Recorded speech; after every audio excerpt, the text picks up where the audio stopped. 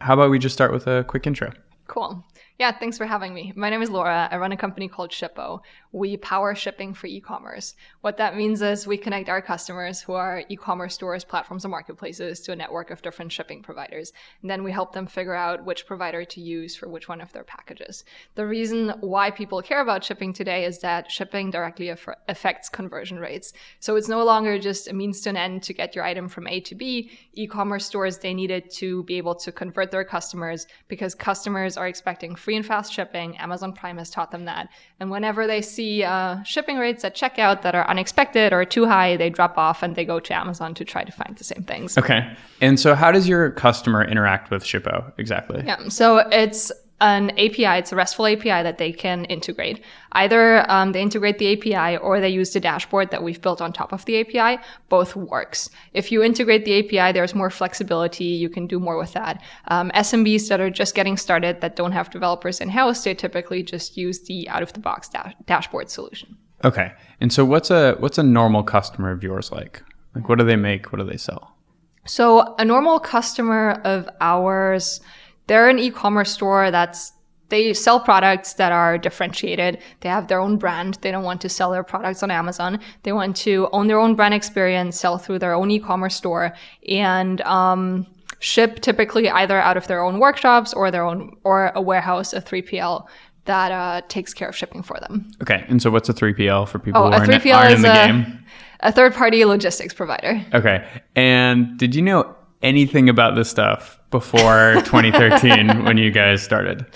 I did not. And I would never have imagined that I now know all of these things. It's been crazy. I started this as like a complete logistics noob, and I got into e-commerce by pure chance when trying to build an e-commerce store on the site together with my co-founder, Simon. Mm-hmm. We built an e-commerce store using Shopify. It was a really easy solution, and it was just a fun thing to do on the site. And then when we tried to integrate or connect with different shipping providers, we realized that the technology experience provided by shipping providers was just so different compared to the technology experience provided by Shopify or Stripe. Like the shipping providers aren't tech companies, so their API documentations aren't as great and intuitive. You have to be a logistics expert to be able to read the documentations. Sometimes you have to request API access, or it's a SOAP API. It's just strange to us that everything's been solved except for the shipping component. And it is a frustrating experience. So we were like, why is there nothing comparable to Twilio or Stripe in the shipping industry? Let's give that a try. And were there other kind of critical understandings that you didn't quite get in the beginning that now are like obvious as integral to running a shipping company? Yes.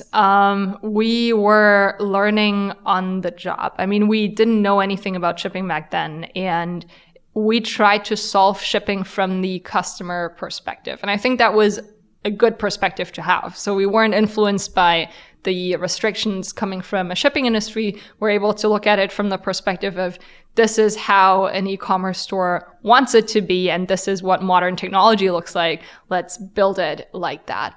I would say, we back then, I'd say, underestimated just how different the different shipping providers are. There is no standard across different shipping providers, not in terms of pricing, not in terms of technology. They're all totally different. And building that layer of abstraction on top was harder than expected. But that's now also a great competitive advantage to have. Okay. Because who are your competitors right now? So there are a couple of incumbents out there, like Stamps and Disha, Pitney Bowes. Yeah. And then there's another company in this space called EasyPost. We would consider them our main competitors, or the most comparable companies out there. Okay, got you. Yeah. So as I was listening to a bunch of the podcast interviews you've done before, I've heard you talk about many of the same things because, it's obvious that you want to talk about shipping and you're excited about it. I'm super excited about shipping. One of the questions I kind of wanted to start off with then is what are you passionate about that you don't get asked about a lot? Ooh, that's a great question. So I think what I would like to do more of is traveling, running, and reading. Okay.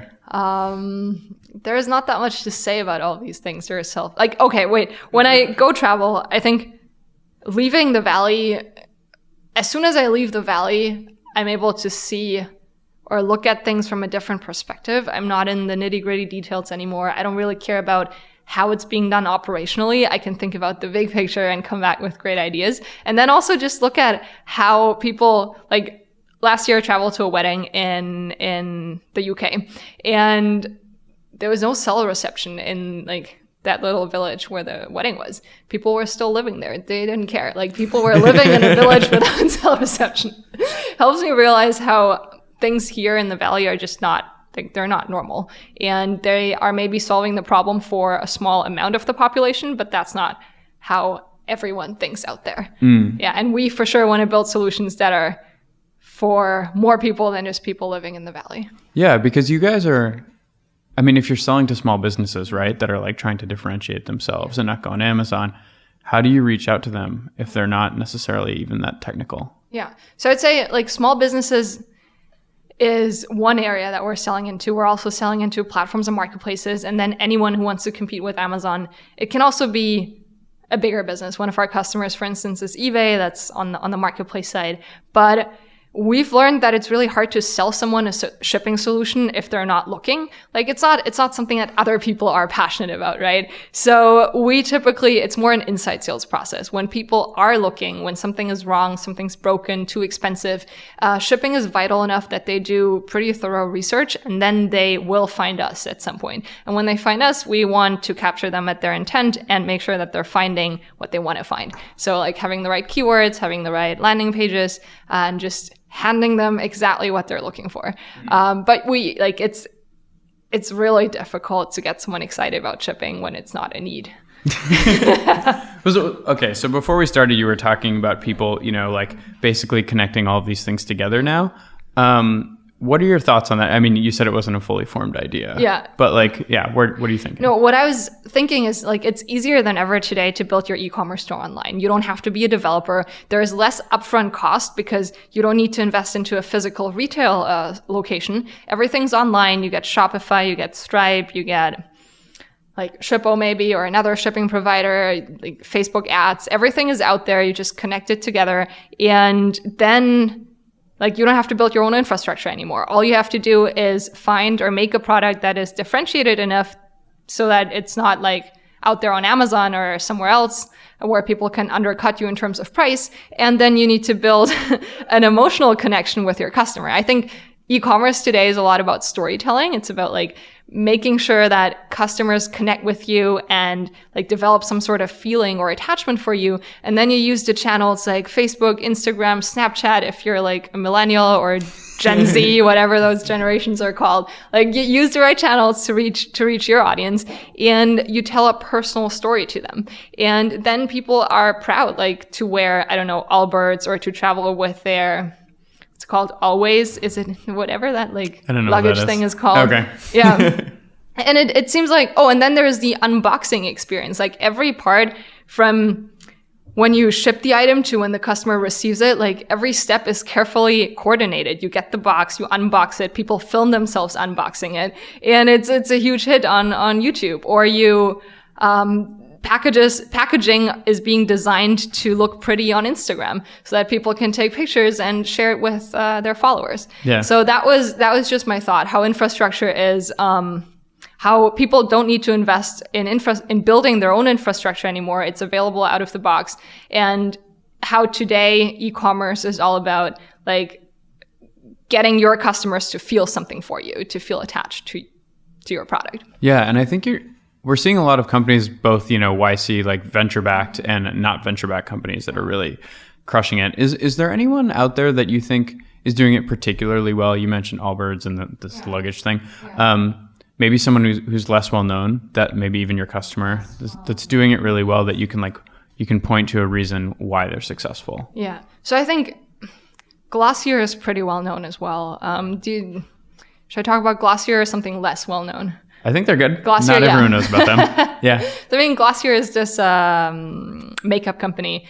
And I think I know her story, Emily's story, just from reading about it. I think she started as a blogger, just creating a great following with unique content online. And then when she had that following and people were like looking at her as an authority in the beauty blogging space, she was able to launch her own beauty line. And that, like, on Instagram, the pictures are beautiful. I think it's the product, the packaging looks like it's designed for Instagram. When I get the box, you open it, there are stickers in there. There's a little pouch in there. So stuff that I didn't order that she's giving me for free. And I'm excited about it. And I see people posting about it. And on Instagram, people are engaging with the blog post, with the posts and the comments. And she gives out referral codes. So people keep talking about it and refer their customers, their friends, I mean. And then, they also, they reblog or regram.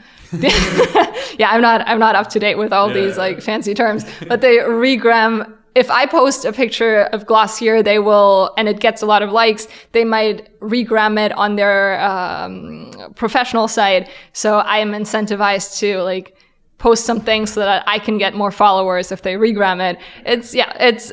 I think they're doing a phenomenal job just making sure that their followers are being engaged on the right channels, the channels that they're active on, and that it's not that corporate. Like, it does not, when I look at their site, I don't get a corporate feeling. I get the feeling that it's a girlfriend telling me about makeup. Yeah. So it's working? Like, you're in the demographic and it's working on you? Oh, and the other thing is, like, you can't find it on Amazon. You can't find it anywhere else except for on their site. And that's the great part. Like, if you sell a product that is too generic, someone else can sell it on Amazon and it's easily replaceable or interchangeable. And then Amazon has some, like, you have Amazon Prime, so you save on shipping. It's convenient and you just get everything on there. Is anyone, I'm trying to think of a good example of someone doing well on Amazon and outside of it. Like, I don't see a lot of that. I guess I think mega brands. What I'm seeing or what I hear from friends who run e-commerce stores is they have tried Amazon as a channel, but it's basically just cannibalizing themselves. And it's not, they prefer to keep their own brands or to be able to manage their own brands on their own websites to create that experience, to create the feeling and the loyalty.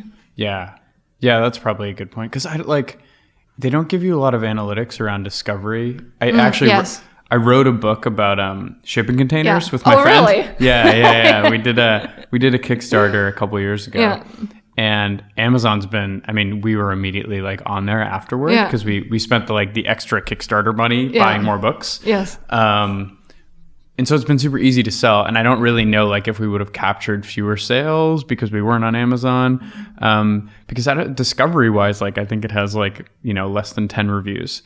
So I don't feel like we're getting sales that way. Interesting. Yeah. I see what you're saying. So if it's like, if you're selling something on Amazon, the customer will also see other products that are comparable, which means that customers might get directed to your competitors' products. And if it's not something that's like heavily reviewed, there is no incentive for the customer to buy your product versus another product that's been on Amazon for longer that has more reviews. Yeah, it's interesting. Yeah. I think Amazon is great for generic purchases, but it's really like you don't see Amazon making funny jokes on Twitter as a corporate account. Like, you don't see anyone tagging Amazon in their Instagram posts. It's just that people in their free time don't enjoy, like, it's not a brand that people think about or talk about. It's this generic, convenient, and pragmatic thing, but it's not this emotional thing. At least I'm not attached to. Do you think then that like Amazon will like completely like take over all of these prepackaged meal kits now? Ooh, like, is that a thing that's actually brand differentiated or not? So yesterday I saw one of my friends post on Twitter that normally he would never like make this peach-based sauce for dinner, but because Blue Apron sent him a kit with peaches in there and a recipe for like whatever peach dish, he was making it and he was loving it. That's why he loves Blue Apron, because it gets him out of like just cooking the same thing every day and cooking something special in the same amount of time. I don't know if Amazon, if like Blue Apron is differentiated enough, but it seems like people get a homey feel from using Blue Apron products. I don't know. Well, look at all the copycats, right? Yes. Like they're in every vertical. Yes. So, I mean, maybe they're just two different markets. And it's like personally, I am way too pragmatic. I just get my groceries. I cook what my mom taught me to cook. And that's it. Okay. So you might be there. I might be the wrong target audience here. Well, then what about all but wait, funny story. Like Blue Apron, when they send you stuff and it's like one egg in a packaging and the egg is labeled egg, and I'm like, I know this is an egg. Yeah. Well, it's interesting. I don't know. Not stupid. It does make you feel a little gross when you're like, I think Trader Joe's, for me at least, is like the worst of them. Like everything's in a little plastic bag. And so I moved into an apartment a couple of years ago, and I had bought so much from Amazon that I was taking out the recycling that day, and I actually felt nauseous, like as I was breaking down all these Amazon boxes. But talking about recycling, the other trend that I'm seeing in e-commerce is peer-to-peer selling. That seems to be on the rise again. People selling out of their own closets. If we look at, I don't know, Poshmark, Vinted, Mercari, eBay, whatever those are called, or even Facebook Marketplace, like where stuff, especially it seems like young women and mothers selling like used items and getting a lot of fun out of that. Plus having the personal connection with the seller. So like selling out of their own closets, telling the story about when they bought this item, modeling this item themselves. Yeah, it's funny. And then they put a handwritten card in there.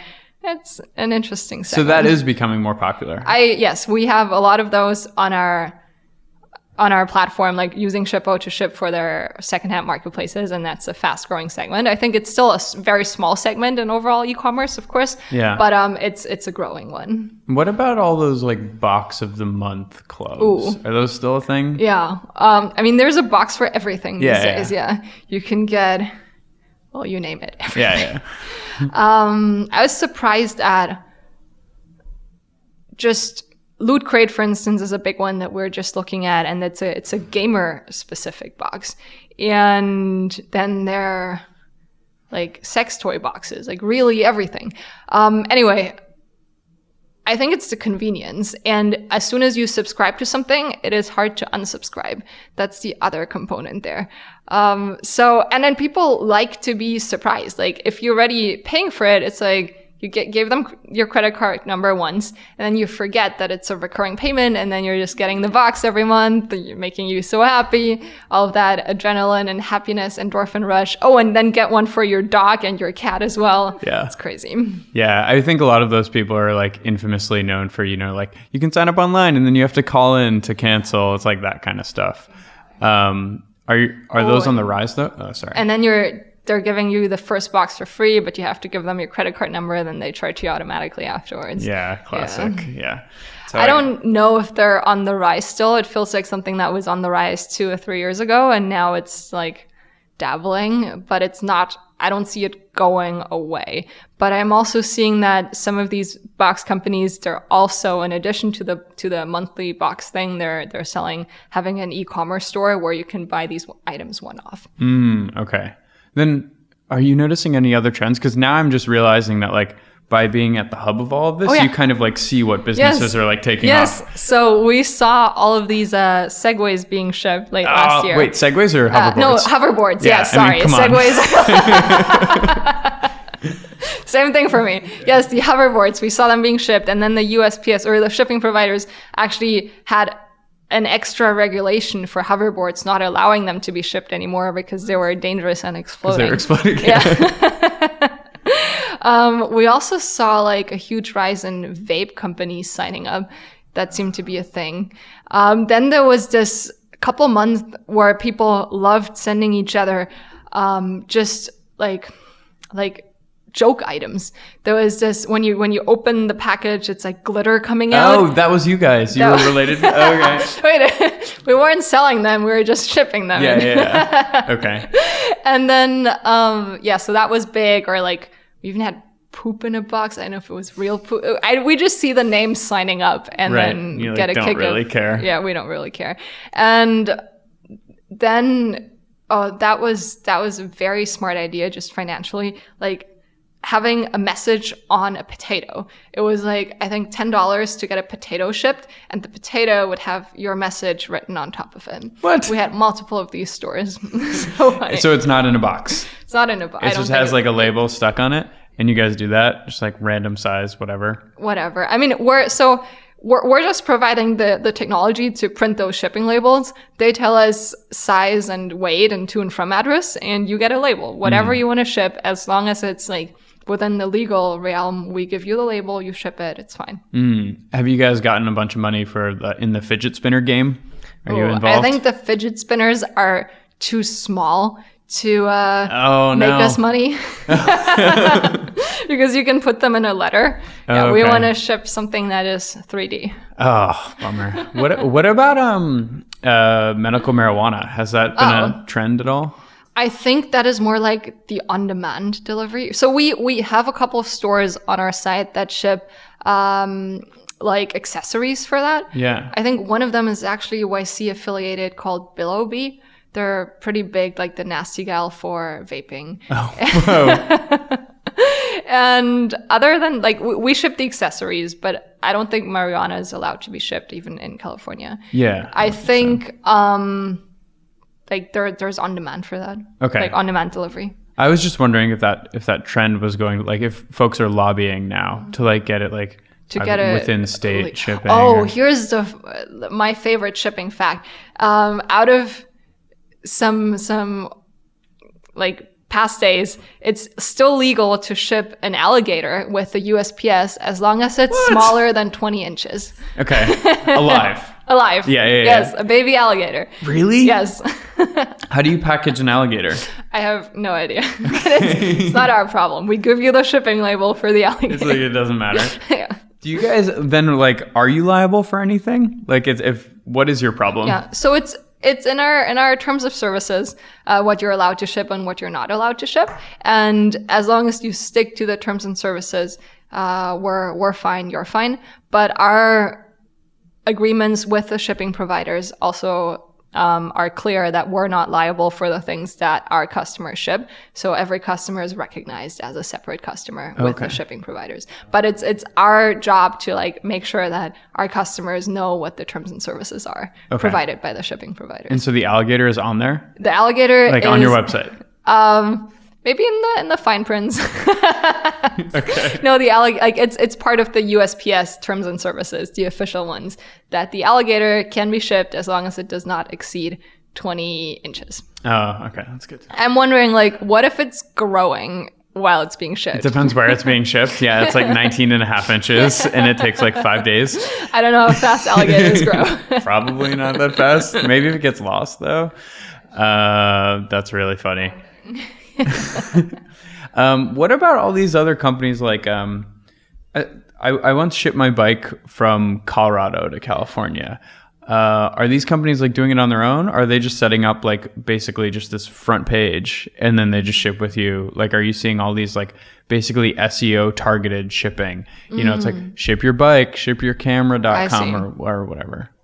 There are two aspects to that question. Like, if you ship something, let's say from Colorado to California, I bet there are shipping providers that are that are focused on shipping from Colorado. So, for instance, here in San Francisco, in California, regional shipping providers called OnTrack. On the other coast side, a regional shipping provider is called LaserShip. Then there is another one called GSO that's here. So for each region, there's shipping providers that are specialized on that particular region. And then there are also shipping providers focused on like certain segments. In wine country, we have a lot of shipping providers that are just focused on shipping wine. And by having them on our platform, we're like also allowing our customers to discover shipping providers that they wouldn't discover otherwise, because it's such a niche product. And it's not only about the discovery, it's also, yes, we're shipping a couple, like we're having wine as one of our segments, but would that e-commerce store really want to go through the trouble of integrating a specialized wine shipping provider? And if we already have it, then they just need to enable it and like are able to save money there. Your question about whether like there are shipping providers that are specific for bikes, I think everything that's less than, I think it was 71 pounds, the normal shipping providers can ship. And then there are other shipping providers that are focused on less than truckload and stuff. But it's likely that these items, these SEO pages, are just giving the traffic to normal shipping providers. Oh, okay. Yeah. Oh man, I got burned with that too, shipping car tires. I'm a total sucker for this stuff. Well, next time you can just ask me. Yeah, like more car tires that you need to ship. Oh, really? Okay. What do you guys do you deal with insurance too? Yeah, we do. Is that a thing? Okay. We have insurance on top of Shippo. Oh, and the other thing that is quite interesting about shipping is the tracking component. So because like shipping affects conversion rates, it decreases cart abandonment if you have the right shipping options or the right shipping costs. But then after you ship your item out, it doesn't stop there. Like customers are wondering what is happening to their item along the way. So they want to be like engaged with tracking numbers. You want to be proactive about that versus having customers write in, because if someone writes in, you need a live person to like respond to that. If you just send them push notifications with our webhooks or with the webhooks about package has been shipped, package arrived at this facility, package will get to your house today. Like customers are going to think about your product whenever they get a notification like that. And then if you send them like suggestions about what else they could buy in your store in the same email, it can get them back to your website. Do you advise people on like best policies for handling returns? Because I often find that like all of these companies feel like it's their duty to like innovate on new ways to like have you send things back to them. And it's the worst. Yeah. So that's another thing that consumers like take into account before they make a purchasing decision. They want to know if returns are possible and if like return shipping is free. Yeah. So I guess like it's there are two perspectives to this. From the end customer perspective, it would be best practice to put a shipping label right into the box. And that shipping label most likely will, like, we provide scan-based return labels. That means unless it's being scanned, the merchant is not going to get charged for it. So you can print a shipping label free of charge, and when it scans, we will charge you for it. But from the merchant perspective, you want to make the returns more difficult so that people are less likely to return their item, because once you return it, you need to figure out what to do with that returned inventory. Yeah, so there are these two different perspectives that are clashing. I would say to make it right, like what I do admire about Amazon is whenever something is not right, they will give you a free item, they will give you free returns, and that's made me very happy in the past. And I would just recommend e-commerce stores to do the same unless they're seeing abuse of that on their website. Okay. Yeah, I think the most famous one is REI, I guess. Like people were buying things off eBay from like 15 years ago and returning it to REI. Yes, exactly. I mean, if you're giving people an opportunity to like cheat the system, they likely will cheat the system. Okay. So you just make it like a little bit difficult if people are abusing it? But it also, like, you can also see if you're acquiring or converting the type of customers that are going to abuse the system, you're likely converting the wrong type of customers, right? You maybe are going after the wrong target audience. Meaning like just too broad or just off? Just too broad, off, or maybe you're having the wrong messaging on your website that is attractive to customers who are more likely to cheat the system. Okay, got you. So you guys are now like, what, 4 years old? And like 3.5. 3.5 years old? Yeah. And you're like 60, what do you say? 65-ish people, yeah. 65 people. How are you feeling? Like, it's insane. It's really unbelievable. I can't believe it. We I think we got super lucky that we found a space that is fast growing. Shipping is like tied to e-commerce growth. It's still very inefficient. The technologies aren't great there. There is not that much competition. So it's easy to innovate in that space and to ride on the e-commerce growth wave. And then just in terms of people, I'm just walk into the office and there are so many people there. I need to pinch myself, but it's great. Working with having the right partner has been super helpful. Like someone who's a partner in crime who can, or like we don't commit any crimes. Yeah, who's been working with me through this for the last 3.5 years. And then, of course, having the right supporters on the investor side as well, who can help me figure things out. We were also able to hire a more senior leadership team last year, so to put the operational experience in place. Yeah. So then, what are you working on personally, like improving? So I am always trying to improve, to be like working on how to be a better manager. Me and my co-founder, we got an executive coach 1.5 years ago and are now working with the coach. That's been phenomenal, like understanding how to manage people, how to motivate people, how to give feedback in a constructive way. It's all about communication. That's the main learning from growing the team. Like communicating how, right? Because everyone will say that, right? You're just like, be empathetic and be nice and listen to people and all that stuff. Like, no, I would say like the umbrella term for that is like, you need to be effective in your communication. And it really, like, depending on what that person's like I like straightforward communication. I don't like a shit sandwich. Some people, and that's effective with me. But then with other people, you might need to be, I don't know, like less, like more empathetic in your communication and understanding how to communicate to whom, and then remaining authentic and being able to be comfortable with that. That's something I'm trying to learn and improve on all the time. The authenticity is the other important part. Like I want to know, or I've been trying to figure out what my personal leadership style is, how I'm most comfortable communicating, and who I want to be, and then be like absolutely unapologetic that like this is who I am and I will walk the extra mile to this extent. But I like can't work with just everyone. Like you need to, it needs to work on both ends, right? And so then when you're hiring, you know, executives, managers, do you kind of like divide teams based on how they take input from each other, or are you just like, hey, you know, you're not very good at dealing with people who like can't handle this direct communication? So I think what worked for me very well is to be very proactive about telling people this is how I communicate and setting the expectation right, that this is just how I communicate. It's not you, it's me. and I like, making sure that they know that I communicate like that to everyone. And one of my flaws is, for instance, that I call out that I don't celebrate wins that much. I'm always like looking at the next milestone, and I'm quick to criticize, but I'm not quick to praise.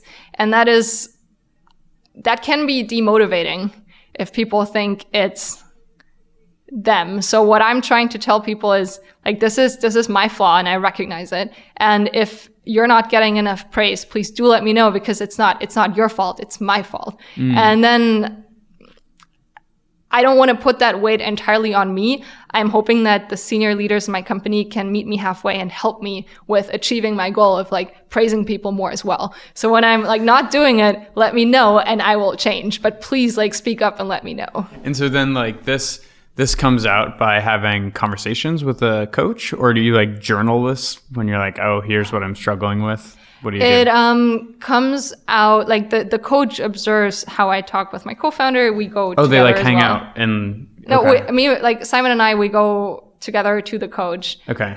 So we sit on that couch together. It's like couples therapy, but we're co-founders.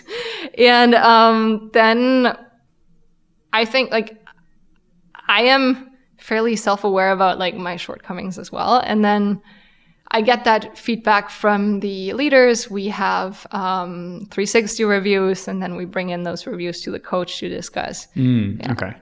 And I think the most important part is that people shouldn't be afraid about speaking up or like bringing in like what they think could be improved, and then making sure that they understand it's being heard, and either that I acknowledge that this is a shortcoming and that I want to act on it, or that I acknowledge that this is happening, but I can't act on it because it would be inauthentic for me to do. Inauthentic, and like that's not how you would address that problem? Like I'm not sure what you mean. Oh, like if it doesn't work with my personality and I need to change just fundamentally who I am to be able to like act on that feedback, I guess it would be, I just don't want to pretend to be someone else at work every single day. Does that make sense? It makes sense. I just wonder like what is something that you would be like, I'm trying to think of a good example that doesn't sound hyperbolic. It's like, oh, I can't be nice to that person because I hate them and this is inauthentic to me. No. It's, let me think about it. It's like to stick with that example about praise. So I've been trying to hire people who are complementary to me, who are like more, who to whom it comes more natural to praise people who have a more celebratory nature. And then with that, they're able to balance me out. And we have people like that in the company. And then instead of me having to like always pop the champagne bottle, which would feel so awkward to me, I have someone else do it. But I stand there, I clap, and I'm approving this. Okay. You just like nod nicely. Exactly. Do you read books or any of that stuff? Has that been like inspiring for you? Yep. The favorite book that I just read a couple months ago was Shoe Doc by the Nike founder. Okay. That was, I mean, it wasn't written by him. It was a biography about the founder. Oh, cool. Okay. So good. Such a great book. I have to say that. Yes. It's, the best part about it was, or like what inspired me the most was like, back then when he founded the company, communication wasn't like, there was no cloud, no internet, like communication was asynchronous. He had to write a letter to his manufacturer in Japan. It would take like 3 weeks to get there. And he was sitting like back in, I think it was in Oregon or somewhere where he was based, and just wait for a response for like an entire month. And it was mission critical, and it took them a month to get a response.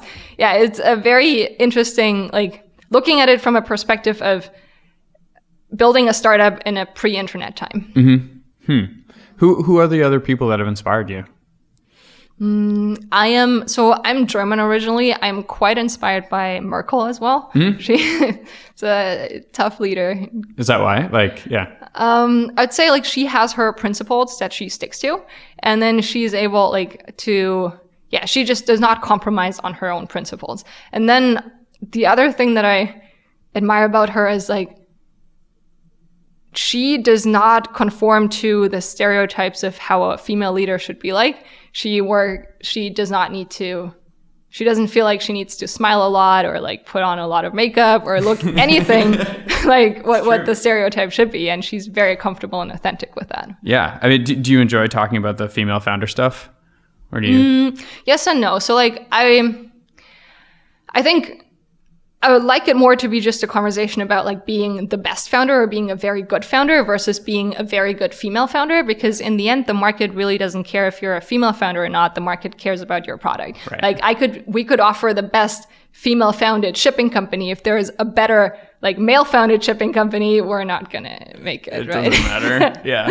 Yes. So that's the one side. And then I think I would love the conversation to be more about to be a little bit more about female accomplishments as well, versus just being about the downsides of women in tech, because there are a lot of great female accomplishments to point out, and they sometimes get under in these like stories that are mostly harassment related. These stories need to be told, don't get me wrong, they should be told. People should be like held accountable for that. People should know what's happening out there. But then I would love to balance the conversation out as well with like, and by encourage other women to join the industry. Like there are good stories that are happening as well.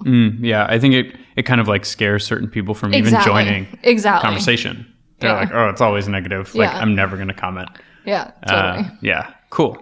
All right, so we've been here for like 45 minutes now. Oh, so wow. what do you have advice for people like who are just getting started? Like maybe even like B2B, like less like sexy startup stuff. Yes. So I love the like less sexy space. Yeah. Because you're solving a real pain point. You're like more in the background. It's not sexy. At parties, people aren't excited about my shipping stories. They're like, shut up, Laura.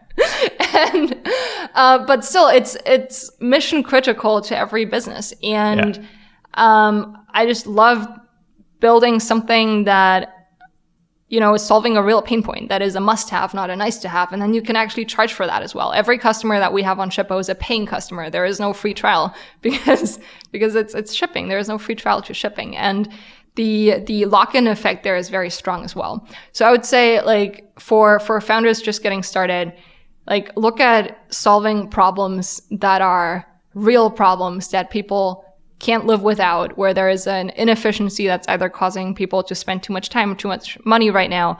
And then any type of infrastructure business, I'm like a big fan of that.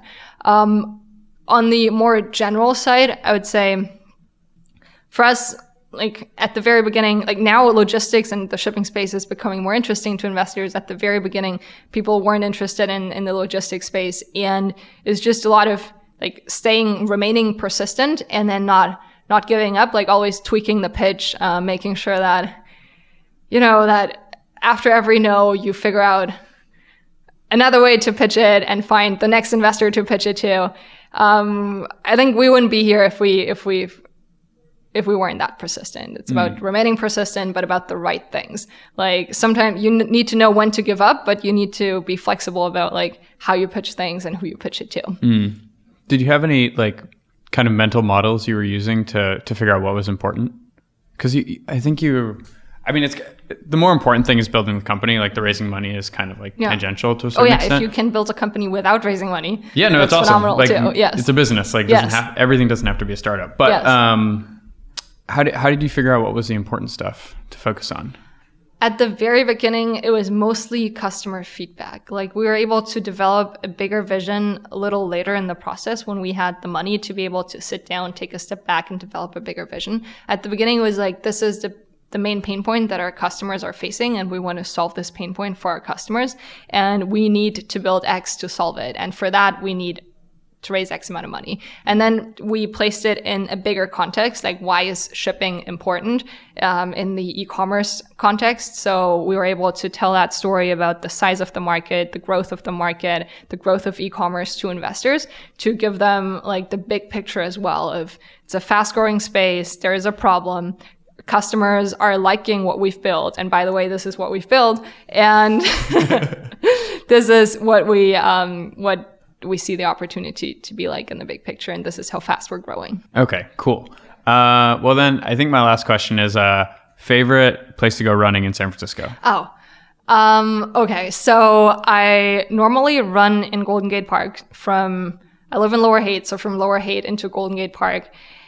And then, if possible, I do like running at Crissy Fields as well, but it's more of a drive. Yeah, more of it. Okay. Are you training for anything? No, that's the one thing I do for fun and for fun only. If I sign up for a marathon or something like that, I would get into this competitive thing. Okay, cool. So all right, perfect.